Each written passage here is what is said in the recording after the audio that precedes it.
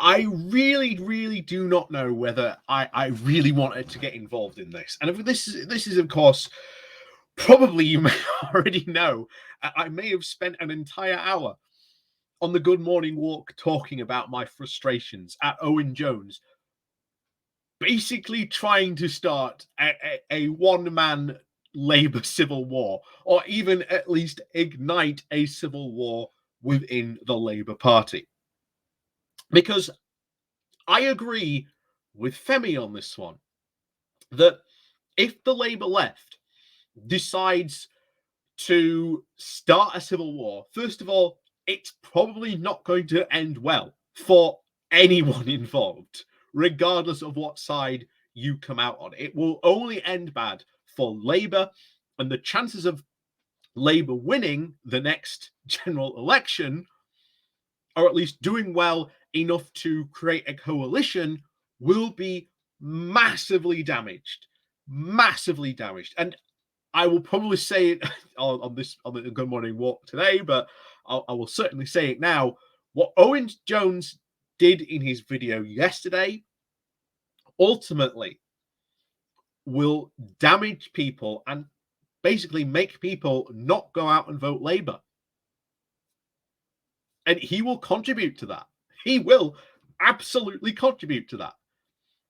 Because even if, let's say, you get in your new Corbyn, Corbyn 2.0, well, first of all, the Lib Dems, who are a lot more in lockstep with the Tories, are not going to go into a coalition with someone who is as far left as Corbyn was. And don't get me wrong, I liked Corbyn's policies quite a bit. But the problem is, as Femi said, it doesn't matter, the differences between the centrists and the socialists, because the further you rip yourselves apart, the more and more the Conservatives squeeze into the middle and essentially poise themselves to win the next general election. And unfortunately, well, or fortunately, doesn't seem to be so far having effect. Fingers crossed, touch wood, etc., etc. But we cannot afford to have a Labour civil war now. And you want an example? You want an example of how the Tories are going to take advantage of a civil war in the Labour Party, when we should be, as not only as just the Labour, but all the left, shining a massive light on the Tory civil war that is happening right now, as well as the absolutely god-awful candidates, and probably the god-awful woman, Liz Truss, who is going to win this competition. And trust me, Sunak's not much better either. So the idea that now is a perfect time to start a Labour civil war, oh boy, is completely and utterly wrong. So I'm going to just show you, because this came up on Conservative Home. As I said, I've started looking at Conservative Home, especially to cover a lot of the Tory leadership contest. And I came across this, and I'm like, oh, Jesus Christ, they're already planning it. They're already waiting to take advantage of any Labour split that could potentially happen here. So bear this in mind. Bear this in mind as we cover this. So let's get straight into this then, shall we? So this comes from Conservative Home, the title of "By Focusing on Truss and Sunak's Squabbles, We Forget Labour's Divisions and the Threat They Pose." The last 2 weeks have not been great for the Conservative Party.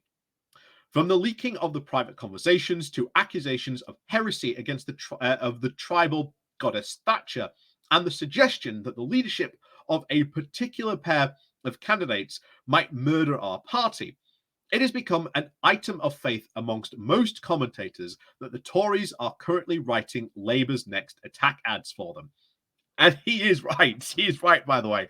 Everything you see here, even today, there was one put out by the Labour Party of basically, look, here's Truss and Sunak saying they are going to try and fix what is essentially 12 years of Tory misrule. You know, the ads write themselves, and it is wonderful to see that even the Conservatives are very well aware that that is happening now. Anyway, else continues. That's especially due to the rival accusations of Liz Truss and Rishi Sunak that their opponent's economic policy is socialist. Even the two candidates battling each other to be our next prime minister don't believe that the other is fiscally credible. It's all the easier for Labour to paint themselves as the sensible alternative to a government in waiting. And what can be so bad about socialism, even if the Tories are doing it? Again, quite a good attack ad, by the way, again, to sort of go after. But then again, we already have lots of socialist programs in place in the country. The NHS is the greatest example of a socialist program in the world. You know, and I think that we need to definitely make sure that we get a Labour government to ensure that it continues for another 80 to 100 years more. Because the Conservatives are certainly planning to break it up and sell it off. That's certainly no secret. Anyway, where were we? So it's obviously a rum affair if the Tory party is allowing Labour, the party that has always left economic disaster in its wake. The 2008 financial crisis was not the fault of the Labour Party. The 2008 financial crisis was well beyond its control. Also, what do you make of the economic disaster that was the end of John Major's term in office? Anyway, here it continues. In economic disaster in its wake, to seize their mantle of fiscal sanity. But their claim to being the grown-ups across the floor in the House of Commons only survives on the basis that the last 2 weeks have seen the journo eyes turned elsewhere. It falls on me to turn them back to the opposition. Of course, playing a quick game of, quote, whataboutery doesn't erase the Tory current difficulties. I'm glad at least he acknowledges that, because I was certainly going to bring that up. All the obvious damage that Sunak and Truss' current rancorous debate is doing to the public image of our party. That it but it does just show how dangerous handing power to Labour would be, as it always is. What? How is it dangerous to hand over power to what? Anyway, we'll continue on.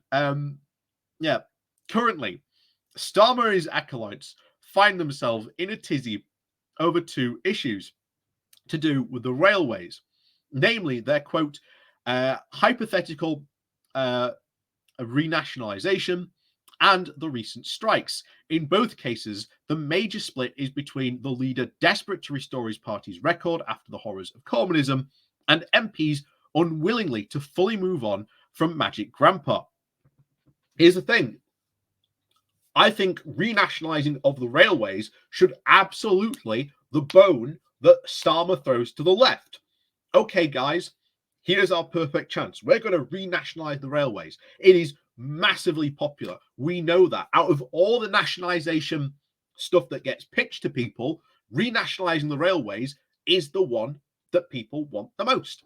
Now, that is going to involve a lot of work, and it is not, I repeat, not necessarily going to bring down prices, as a lot of people often claim.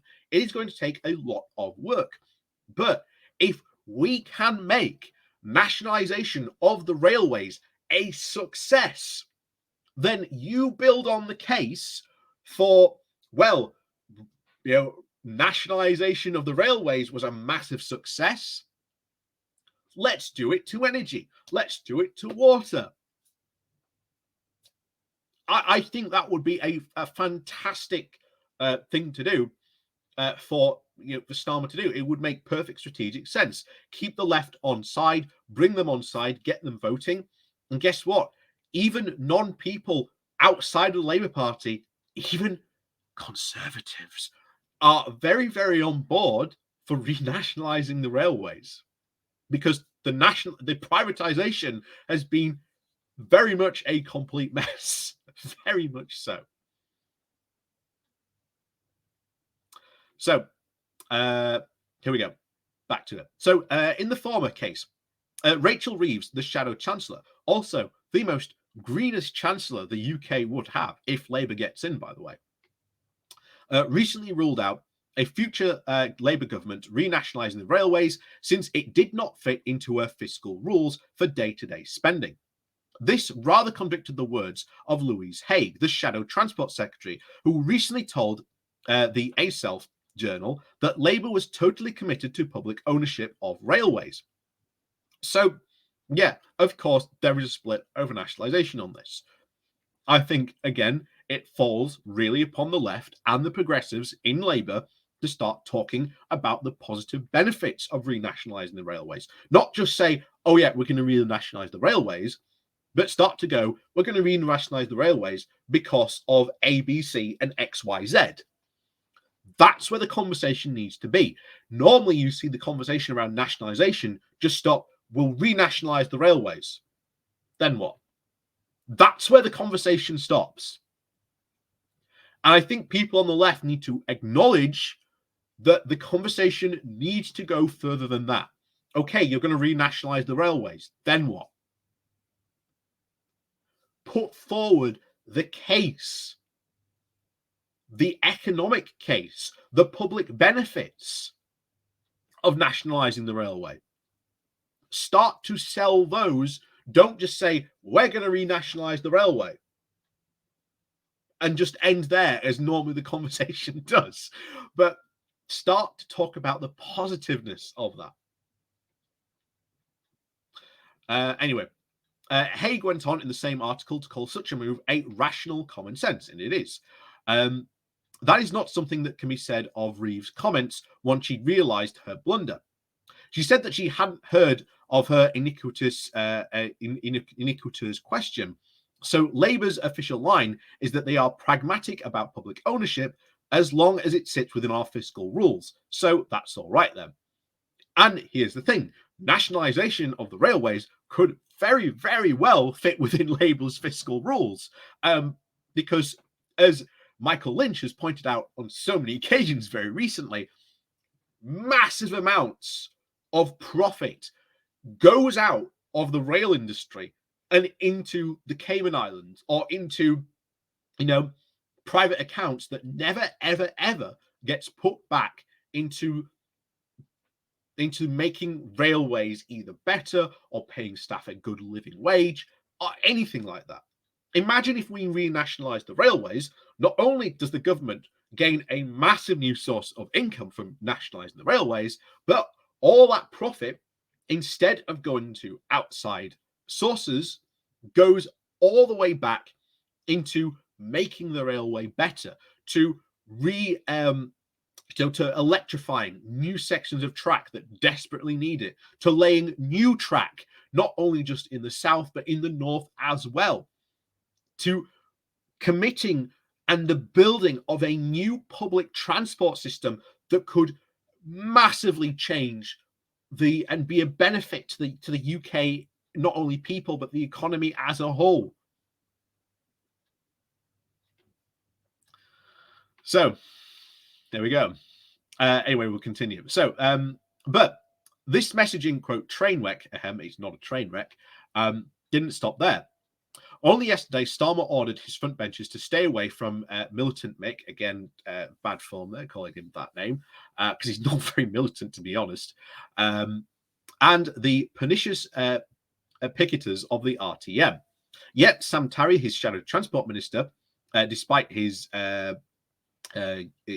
cautions, and, quote, a close friend of Angela Rayner, was out showing solidarity. By the end of the day, he'd been sacked.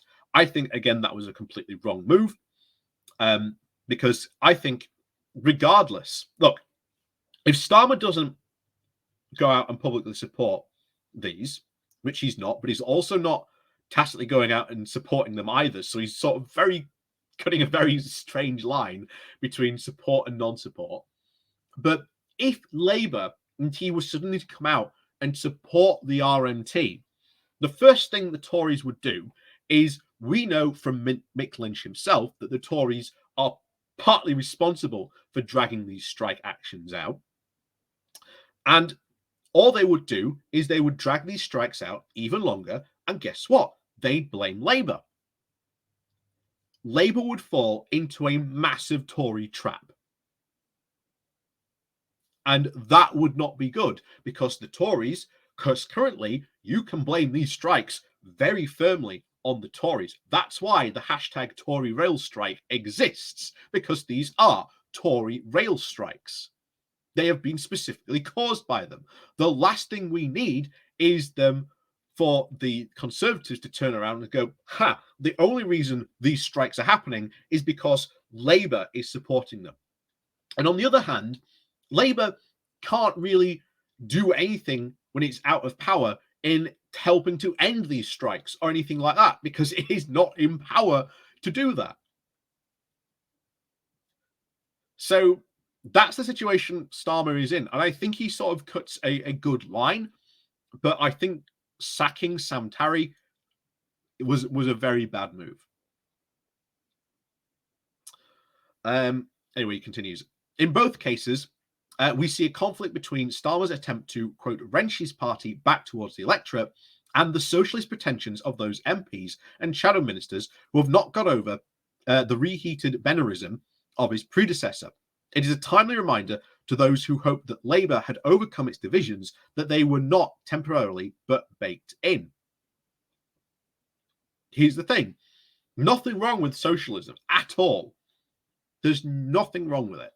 It is just a political ideology that just so happens to be very, very much hated by people on the right for very bizarre reasons.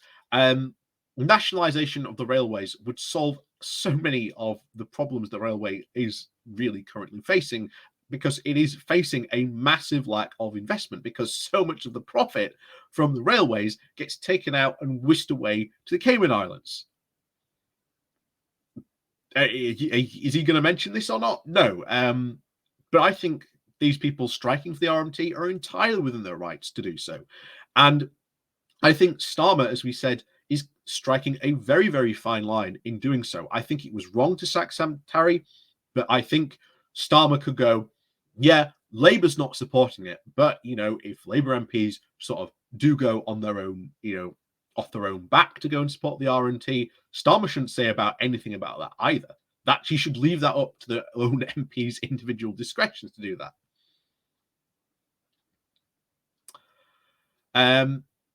Anyway, you could suggest the viciousness of this leadership contest was due to a particular malice known only to top Tories. But to do so would be conveniently to forget the splits that divided Labour under Corbyn, under Miliband, under Brown and Blair, and under Kinnock, and probably for good measure, even under every Labour leader debating back to Keir Hardie. So, of course, the left, unfortunately, is more fractious, and that is one thing we really have to fix, because, unfortunately, as we said here, the right in particular, when it comes down to elections, will go, okay, we have our differences, but you know what? We're going to go vote for the Conservatives. Because they know not to be fractious when it comes down to a general election. Unfortunately, on many, many occasions, we have seen the left, not only just here in the UK, but America and around the world, just show how, when the left is divided, just how little power it can actually attain. And that's the key thing. If the left ever wants to be in power, it has to go and make compromises, even with people who are left of center, who are very much sort of progressives within sort of their own party, and make compromises. You are not going to get everything you want.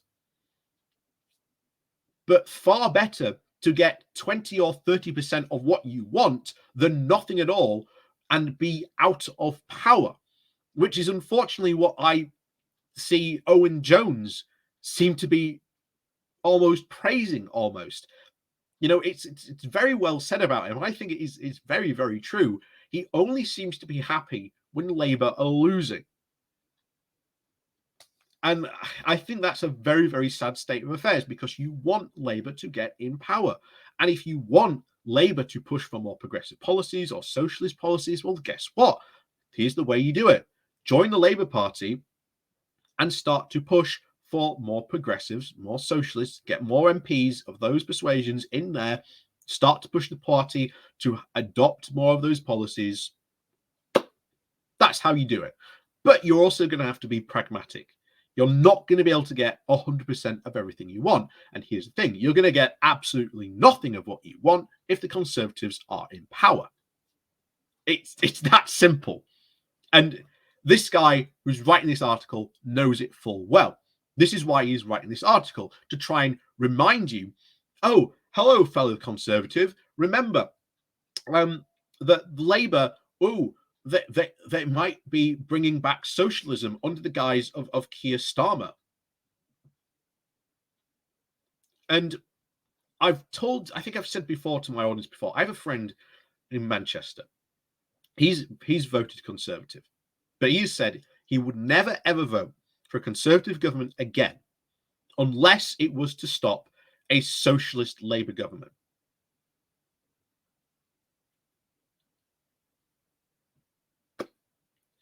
Now, that raises some serious questions about how you would, go forward and do this. But this is what sort of worries me, because in the 2019 general election, Labour lost. It lost massively. And you saw a very, very clear rejection of Jeremy Corbyn. Because one of the key indicators that a lot of people on the left still cannot come to grips with was that Boris Johnson was seen as a lot more credible leader than Jeremy Corbyn.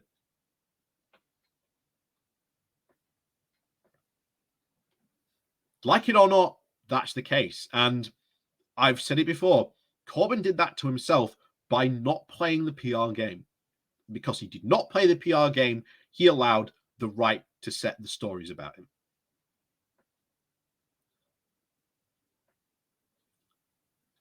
And why were they so afraid to do that? Because we don't want to be like, Tony Blair and Alistair Campbell. What you need to make any change is you need to be in power. And if the left is far more concerned about purity testing and how far of the left you are or may not be, damages that.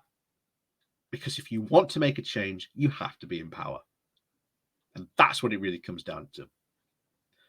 So anyway, back to where we were. So moreover, the pace of political life in the age of 24-hour news and Twitter is much faster. Splits are more obvious. Action requires more urgency. There is no longer a march through the institutions now. The conflict between the Labour left and the right is blatantly on show. And the response from Starmer required as quickly as a journalist can tweet a question at him. The same is true of the Conservatives. Our current leadership difficulties mean that we are hogging the news agenda, whilst Labour's cracks up is meanwhile confined to the Guido Fawkes. Again, you can see, I think, where this guy normally maybe writes for, maybe I can't be 100% sure. And the letters page of The Guardian. It will remain there for as long as our ex-chancellor and current foreign secretary continue to insist on tearing lumps out of each other. And long may that happen, by the way.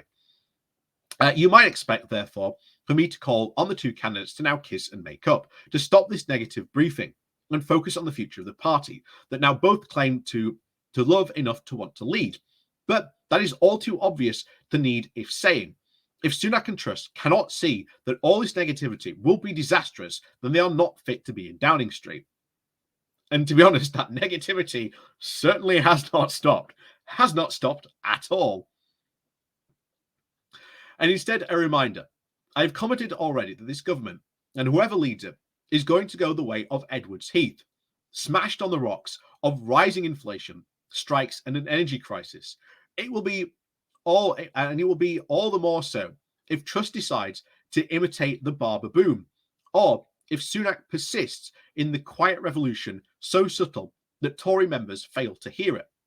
The Labour Party of 1974 was divided between the left and right over Europe and over Harold Wilson and his potential successors, but it still won the 2 elections of that deeply depressing year on the back of the failures of the Tories to grasp the country's problems. The cliche that divided parties did not win elections is wrong. So, if our 2 contenders really do want to keep Sir Starmer and his merry band of squabbling socialists out of number 10, they need to get their act together and sort out our myriad of crises. If not, they will not then even be an opposition as underwhelming as Starmer's could have been in a clear path to power. Yeah, obviously, I'm very, very much in agreement there, partly with him, in that, yeah, divided parties don't often tend to win elections, but there are exceptions to the rules. And us having a divide now, going into a potential open civil war. I've just realised how long this video has been going, but never mind, we'll continue because I want to say my piece. But even though I've probably, let's face it, I've probably spent the past hour, because this is coming out on Saturday afternoon, I've probably spent the past hour having a good old gripe about this again. So I do apologise if I am repeating my same lines on this before, but I feel it needs to be said. It really, really does need saying that if we are to gain power, we on the left are going to have to make compromises. And that doesn't mean making compromises with conservatives. It means making compromises with other people who are on the left. Yes, they might not be as left as you are.